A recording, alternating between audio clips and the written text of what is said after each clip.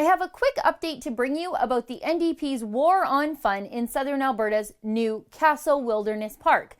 The NDP have actually managed to be so inept and dishonest in their dealings with the people who actually use this beautiful part of Alberta that outdoorsy people like myself, people who love nature and spend a lot of time and money to experience it with our families, are now firmly against the creation of a new park near the Crow's Nest Pass. Can you imagine being so awful at conservation that you actually turn people against parks? Well, that's what the NDP have done here.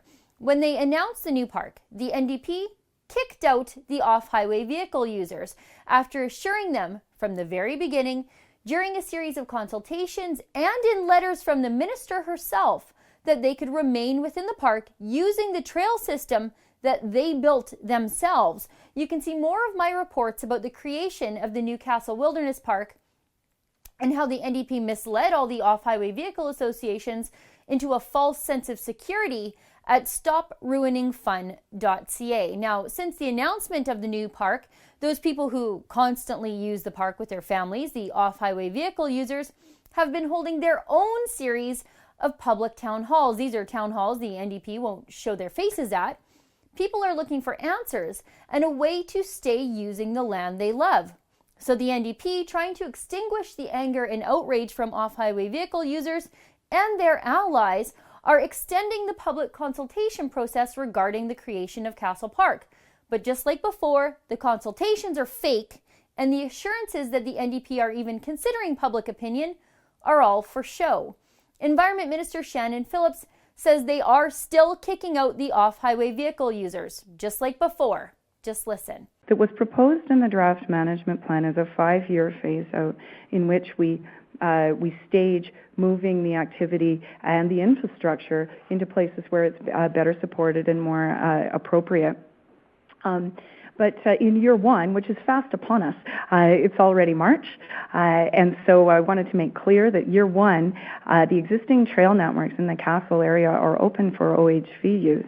What is closing is a number of the illegal trails. The area has suffered from a lack of planning and management from certainly that's our inheritance from the previous government.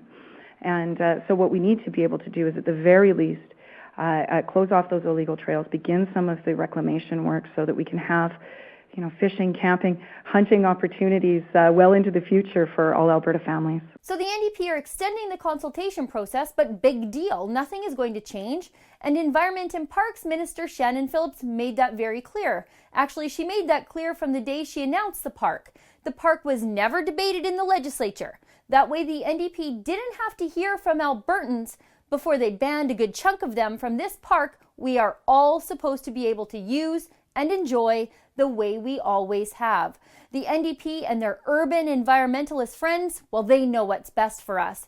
They're just going to pretend they listen to Albertans and hope we don't notice that we're being ignored.